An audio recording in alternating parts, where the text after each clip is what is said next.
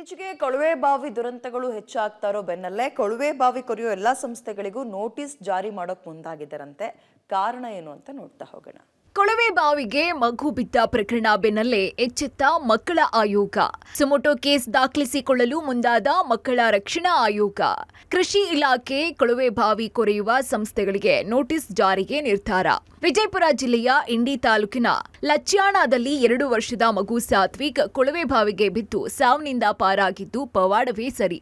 ಆದರೆ ಈ ರೀತಿಯ ಘಟನೆಗಳು ನಡೀತಾನೆ ಇರುತ್ತವೆ. ಹೀಗಾಗಿ ಕರ್ನಾಟಕ ರಾಜ್ಯ ಮಕ್ಕಳ ಹಕ್ಕುಗಳ ರಕ್ಷಣಾ ಆಯೋಗ ಸುಮೋಟೋ ಕೇಸ್ ದಾಖಲಿಸಿಕೊಳ್ಳೋದಕ್ಕೆ ಮುಂದಾಗಿದೆ.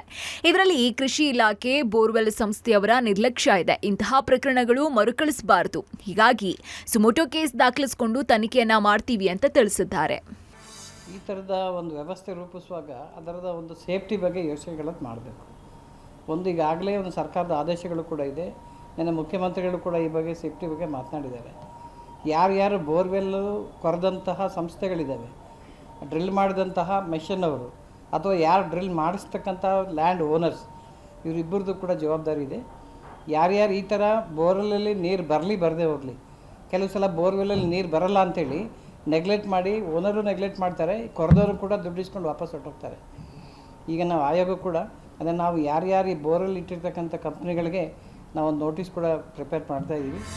ಅಲ್ಲದೆ ಕೃಷಿ ಇಲಾಖೆ ಬೋರ್ವೆಲ್ ಕೊರೆಯುವ ಸಂಸ್ಥೆಗಳಿಗೆ ನೋಟಿಸ್ ನೀಡೋದಕ್ಕೆ ಮುಂದಾಗಿದೆ. ಬೋರ್ವೆಲ್ ಕೊರೆದು ಫೇಲ್ಯೂರ್ ಆದ್ಮೇಲೆ ಅದನ್ನ ಮುಚ್ಚಬೇಕು. ಫೇಲ್ಯೂರ್ ಆಯ್ತು ಅಂತ ಕೊರೆದ ಕೊಳವೆ ಬಾವಿ ಮುಚ್ಚದೇ ಇರಬಾರದು. ಜೊತೆಗೆ ಕೃಷಿ ಇಲಾಖೆಯವರು ಇಂತಹ ಪ್ರಕರಣಗಳು ಮರುಕಳಿಸದಂತೆ ಈಗಿರುವ ನಿಯಮಗಳನ್ನ ಕಟ್ಟುನಿಟ್ಟಾಗಿ ಪಾಲನೆ ಮಾಡಬೇಕು ಅಂತ ಆಗ್ರಹಿಸ್ತಾ ಇದ್ದಾರೆ.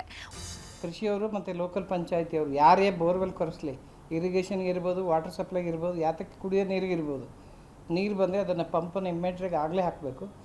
ಇಲ್ಲದಿದ್ದರೆ ಅದನ್ನು ಯಾವುದೇ ಕಾರಣ ತೆಗೆದಾಗೆ ಅದನ್ನು ಕ್ಲೋಸ್ ಮಾಡಬೇಕು, ಟಾಪನ್ನು ಮುಚ್ಚಲೇಬೇಕು. ಅದೇನಾದರೂ ಕಂಡು ಬಂದರೆ ಅದನ್ನು FIR ಮಾಡಲಿಕ್ಕೆ ಕ್ರಮ ತಗೊಳ್ಳಿ ಅಂತೇಳಿ ನಾವೊಂದು ಶಿಫಾರಸನ್ನು ಮಾಡ್ತಾಯಿದ್ದೀವಿ. ಲೋಕಲ್ ಪಂಚಾಯತಿಯವರು, ಅಗ್ರಿಕಲ್ಚರ್ ಡಿಪಾರ್ಟ್ಮೆಂಟವರು ಮತ್ತು ಬೋರ್ವೆಲ್ ಕೊರೆದಂಥ ಯಾವ ಒಂದು ಏಜೆನ್ಸಿ ಕೊರೀತಾರೆ ಅವ್ರ ಮೇಲೆ ಈ ಥರ ಬಿಟ್ಟರೆ ಖಂಡಿತ FIR ಮಾಡ್ತಕ್ಕಂಥ ಕೆಲಸಕ್ಕೆ ನಾವು ಕ್ರಮ ತಗೊಳ್ಳಿಕ್ಕೆ ಮುಂದಾಗಬೇಕಾಗತ್ತೆ. ಅಂಥದ್ದೊಂದು ಶಿಫಾರಸನ್ನು ನಾವು ಗವರ್ಮೆಂಟ್ಗೆ ಕೊಡ್ತಾ ಇದ್ದೀವಿ. ಒಟ್ಟಾರೆ ಕೊಳವೆ ಬಾವಿಗೆ ಮಗು ಬಿದ್ದ ಪ್ರಕರಣವನ್ನ ಮಕ್ಕಳ ಹಕ್ಕುಗಳ ರಕ್ಷಣಾ ಆಯೋಗ ತನಿಖೆಗೆ ಮುಂದಾಗಿದ್ದು, ತನಿಖೆಯಲ್ಲಿ ಏನೆಲ್ಲಾ ತಪ್ಪುಗಳು ಹೊರಬರುತ್ತೆ, ಏನು ಕ್ರಮವನ್ನ ವಹಿಸಲಾಗುತ್ತೆ ಕಾದು ನೋಡಬೇಕಾಗಿದೆ. Lokesh, public TV, Bengaluru.